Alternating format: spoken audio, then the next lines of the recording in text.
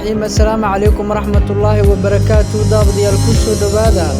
qodobada wararka janalkeena Daily TV ugu door koron waxaana kamid noqonaya Soomaaliya oo 4 sano kadib dib u bilowday dhoofinta mooska xildhibaanada labada gole ee baarlamaanka Soomaaliya oo loo qeybiyay sharciga doorashooyinka Soomaaliya madaxweynaha Somaliland oo la kulmay gudoonka labada aqal beesha caalamka oo ka hortimid mid kordhinta loo sameeyay golayaasha Somaliland maxaa sababay in ay burburaan wadooyinka ugu muhiimsan magaalada caasimadda ee Muqdisho faahfaahin ku saabsan sharciga doorashooyinka ee baarlamaanka loo qeybiyay Sheekh Shariif oo doorashada soo socota kala hadlay madaxweynaha dowladda dalka Djibouti Ismaaciil Cumar Geelle maxkamad ku taala UK oo nin Soomaali ah ku xukuntay xabsi daa'ina duqa magaalada Muqdisho oo digniin u diray gudoomiyaasha degmooyinka gobolka Banaadir iyo ugu dambeyntiina rag ku lug lahaa weerarkii dhaka oo dil lagu xukumay daawadayaal intaas waxay ahaayeen qodobadii wararkeena janalka Daily TV ugu door korona intaan ugu galin qodobadaas oo faahfaahsan marka hore waxaan idinka dalbanaynaa nagu soo biirtaan janalka subscribe saartaan sidoo kale gambaleelka aad furataan si aad uga mid noqotaan daawadayaasha ugu horeeya wararkeena u soo dhacaan haatan u diyaar garooba qodobadii aad maqasheen oo faahfaahsan Soomaaliya ayaa 4 sano kadib u bilowday dhoofinta muuska ama mooska wasiirka beeraha Soomaaliya oo ay wehelinayaan wasiir ku-xigeenka dekedaha gudoomiye ku-xigeenka rugta ganacsiga xubno ka socday mashruuca geel ganacsato iyo mas'uuliyiin kale ayaa muddo 4 sano kadib si rasmi ah u daafuray dhoofinta mooska oo ka mid ah dalagyada wax soo saarka ee ugu badan ee dalkeena laga dhoofin jiray loona iibin jiray dalal kala duwan iyadoona 2 konteenar oo hordhac ama tijaabo ah oo ay hubinta tayadooda iska kaashadeen wasaaradda beeraha iyo shirkadda Geel Project ay ganacsato Soomaaliyeed oo kaashanaya wasaaradda beeraha u dhoofiyeen dalka Sacuudiga wasiirka beeraha iyo waraabka Soomaaliya mudane Saciid Xuseen Ciid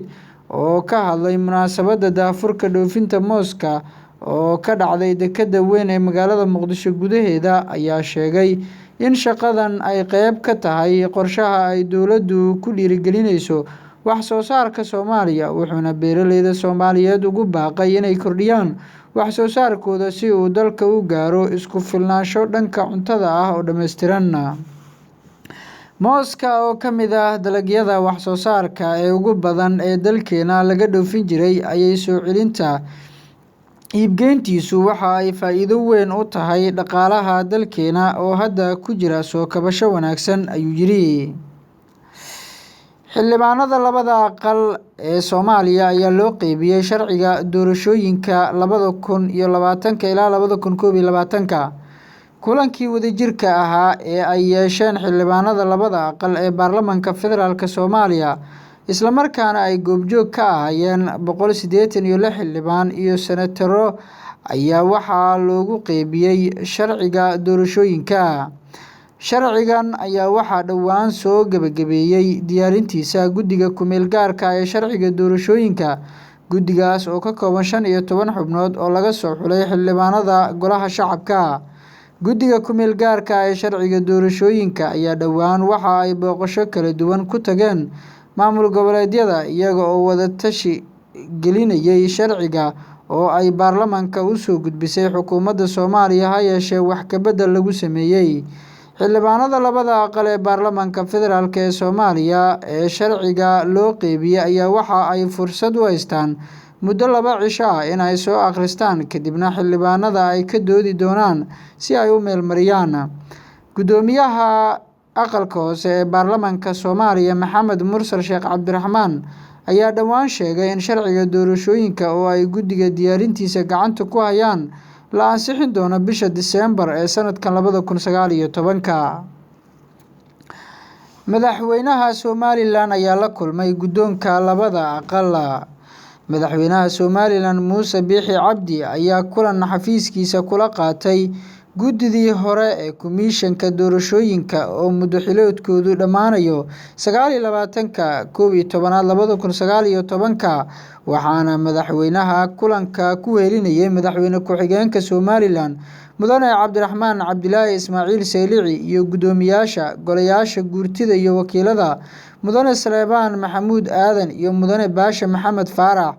Kulankan dhex maray madaxweynaha iyo shir-guddoonka golayaasha guurtida iyo wakiilada iyo xubnaha komishinkii hore ee doorashooyinka Somaliland ayaa ujeedadiisu ahayd is-xog wareysi la xiriira sidii xilkasnimada iyo hufnaanta lahayd ee ay u guteen waajibaadkii qaranka ee saarnaa una qabteen diiwaangelinta codbixiyayaasha iyo doorashadii madaxtooyada ayaa lagu yiri qoraalka ka soo baxay madaxtooyada Somaliland.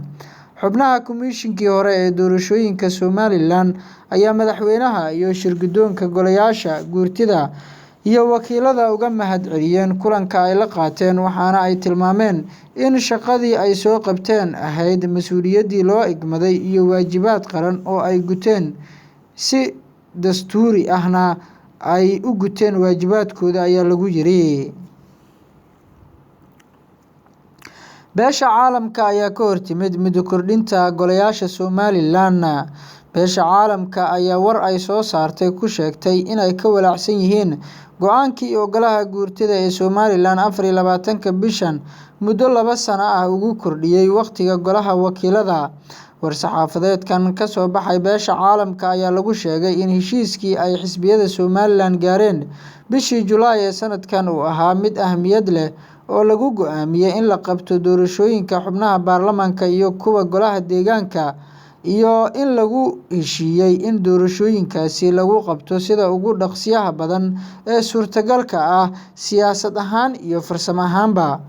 Waxaan ka walaacsanahay in dhacdooyinkan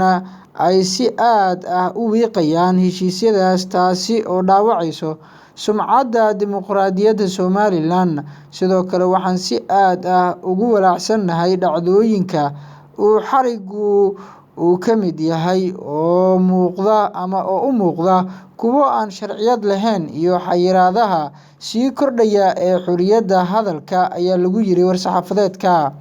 Qoraalka ayaa intaas ku daray, si gaar ah ayaan ugu walaacsanahay go'aanka ay golaha guurtida muddo xileedkii ugu kordhiyeen labada aqal ee baarlamaanka oo golaha wakiilada loo kordhiyay ilaa bisha January ee 2022 iyo guurtida ilaa bisha January 2023. Labadan aqal ee loo aasaasay inay matalaan shacabka reer Somaliland ayaa kuraastooda fadhiya muddo aad u dheer, taasi oo ka soo horjeeda heer kasta oo dimuqraadiyadeed ayaa lagu yiri qoraal. Beesha caalamka golayaasha deegaanku waxa ay shaqaynayeen iyagoo aan haysan sharciyad ilaa bishii Abriil ee sanadkan, ayay sii raaciyeen hadalkooda. Qoraalkan ayaa lagu yiri, waxaan ugu yeeraynaa dowladda iyo jilayaasha siyaasadaba in ay dib u xaqiijiyaan heshiisyadii soo jireenka ahaa ayna la yimaadaan is-afgarad iyo tanaasul si ay xal ugu gaaraan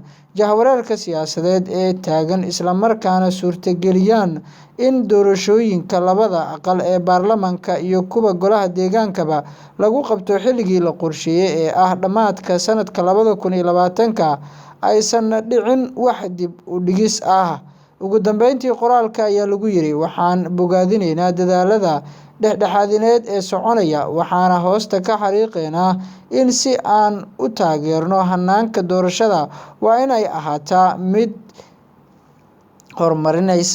horumarinaysa siyaasadda loo dhan yahay iyo ixtiraam buuxa oo sharciga ah. Waxaana loo baahan yahay in la helo guddi doorasho oo hanta aaminaadda dhammaan dhinacyada siyaasadeed iyo midda shacabka Somaliland ayaa lagu yiri.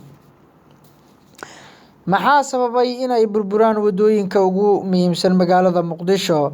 Waxaa ku burburay roobabkii ka da'ay magaalada Muqdisho saacadihii la soo dhaafay. Waddooyin muhiim ah oo ku yaalla magaalada Muqdisho, kuwaas oo muhiim u ah isu socodka dadka iyo gaadiidkaba. Waddooyinka ugu muhiimsan ee roobabka ku burburay ayaa waxaa ka mid ah waddada Shaqaalaha, tan KBB, waddada isku xirta isgoysyada Sinai ilaa Boondheere, waddada ka tagta isgoyska Fagax ee aada dhinaca suuqa xoolaha iyo wadada Shaneema Afrika ee dhex marta degmada Xamarweyne. Burburka wadooyinkan dadka shacabka ee magaalada Muqdisho ayay ku saweeyeen in la hagraday habkii loo dhisay isla markaana ay ahayd mashruuc si qaldan loo isticmaalay isla markaana aan si daacadnimo wadooyinkaasi loo dhisneen tayaduna ay aad u yareed ayay ku tilmaameen. isla markaana waxa ay ku baaqeen dowladda in dib loo raaco dadkii dhisay isla markaana lala xisaabtamo. faahfaahin ku saabsan sharciga doorashooyinka ee baarlamaanka loo qeybiyay. kulankii wadajirka ahaa ee ay yeesheen xildhibaanada labada aqal ee baarlamaanka federaalk Soomaaliya isla markaana ay goobjoog ka ahayeen 186 xildhibaan iyo senataro ayaa waxaa loogu qeybiyay sharciga doorashooyinka. sharcigan ayaa waxaa dhawaan soo gabagabeeyay diyaarintiisa guddiga ku-meel gaarka ee sharciga doorashooyinka. guddigaas oo ka kooban 15 xubnood oo laga soo xulay xildhibaanada golaha shacabka. guddiga ayaa soo bandhigay nidaam cusub oo doorasho ah iyagoona meesha ka saaray nidaamka matalaadda isu dheelitiran ee liiska xiran oo ahaa sharcigii doorashooyinka ee ay xukuumadda soo gudbisay kuna bedeshay nidaamka aqlabiyadda badan. guddiga waxa ay shaaciyeen in nidaamka aqlabiyadda ah majority system kuna salaysan yahay kursi kastaba gaarkiisa loo doorto single member publiter SMB loo soo gaabiyo ama habka loo yaqaano horeeya guuleysta dalka uu ku habboon yahay. Sheekh Shariif ayaa arrimaha doorashada soo socota kala hadlay madaxweynaha dalka Jabuuti. gudoomiyaha madasha xisbiyada qaran ee dalka Soomaaliya aan iraade madaxweynihii hore ee Soomaaliya Sheekh Shariif Sheekh Axmed iyo wafdi uu hogaaminaya ayaa gaaray magaalada dalka Jabuuti. waxa ayna la kulmeen madaxweynaha Jabuuti Ismaaciil Cumar Geele oo ay kala hadleen doorashooyinka lagu wado inay ka dhacaan Soomaaliya sanadka 2021. Sheekh Shariif ayaa soo saaray qoraal oo kaga hadlayay la kulanka madaxweyne Geele waxa uuna u qornaa sida tan: waxaan soo gaarnay dalka aan walaalahanahay ee Jabuuti iyada oo aan kulan gaar ah la qaadanay madaxweyne Ismaaciil Cumar Geele uu weheliyo safiirka Jabuuti ee Soomaaliya Ambassador Aadan Xasan Aadan. waxaa kulanka igu wehelinaya xogayaha arrimaha dibadda himilo qaran Senator Ilyas Cali Xasan iyo Danjire Cabdirasaaq Shoole oo ka mid ah xubnaha sare ee xisbiga. waxaana ka wada hadalnay xaaladihii ugu dambeeyay ee Soomaaliya iyo warbixino la xiriira xisbiga himilo qaran iyo sida ay u dhici karto doorashada 2020. dalka aan walaalahanahay ee Jabuuti madax iyo shacabba waxaan uga mahadcelinayaa markasta doorkooda muuqda ee dib u dhiska dowladnimada Soomaaliya ayuu yiri. maxkamad ku taala UK ayaa nin Soomaali ah ku xukuntay xabsi daa'ina. Mahdi Maxamuud oo ah nin Soomaali ah oo isku dayay inuu dilo 3 ruux oo ku jiray askari ka tirsan booliiska Britain ayaa lagu riday xukun xabsi daa'ina. booliiska UK ayaa sheegay in weerarkaasi uu toori u adeegsanayay isla markaana uu ka dhacay goob tareenada laga raaco oo ku taala magaalada Manchester. Mahdi Maxamuud oo 26 jir ah ayaa toorey la dhacay lamaane wada socday kadibna wuxuu weeraray askari lagu magacaabo Livon Wineta. duqa Muqdisho ayaa digniin u diray gudoomiyaasha degmooyinka gobolka Banaadir. gudoomiyaha gobolka Banaadir ahna duqa magaalada Muqdisho Cumar Maxamuud Maxamed Finish ayaa xarunta degmada Daynile kulan gaar ah kula qaatay saraakiisha ciidamada militariga Soomaaliya isagoona kala hadlay xoojinta la dagaalanka Al-Shabaab. kulankan amniga caasimada Quseeya ayaa waxaa goobjoog ka ah xildhibaan Cabdullaahi Gaafow oo horey u soo noqday taliyaha ciidanka NISA. duqa magaalada Muqdisho Cumar Maxamuud Maxamed Finish ayaa ku ammaanay ciidanka militariga Soomaaliyeed iyo saraakiisha sida ay naftooda iyo dhiigoodaba ugu horayaan xureynta dalka iyo badbaadinta shacabka sida hadalka u dhigay. waxa uu gudoomiyaasha degmooyinka faray inay la shaqeeyaan saraakiisha ciidanka militariga Soomaaliya.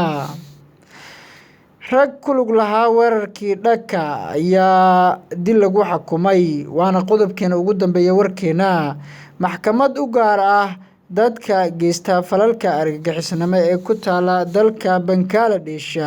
ayaa dil toogasho ku xukuntay 7 xubnood oo ka tirsanaa koox mintidiin Islaami ah oo dalkaasi laga mamnuucay. kooxahan ayaa lagu eedeeyay inay ka dambeeyeen weerar lagu qaaday maqaayad ku taala magaalada Dhaka oo ay ku dhinteen 22 qof oo badankood ahaa ajaanib. dacwad oogayaasha ayaa markii xukunka lagu dhawaaqay kadib warbaahinta u sheegay in eedaha loo haystay 7 qof ee mintidiinta ah lagu cadeeyay iyada oo uusan wax shaki ah ku jirin. Saraakiisha maxkamadda ayaa sheegay in mintidiinta ay ku lug lahaayeen qorsheynta weerarkaasi. guud ahaan warkii aad kala socoteen channelkeena Daily TV waa anaga inta daawadayaal intaan warkan warkii kulmi doono nabadgelyo.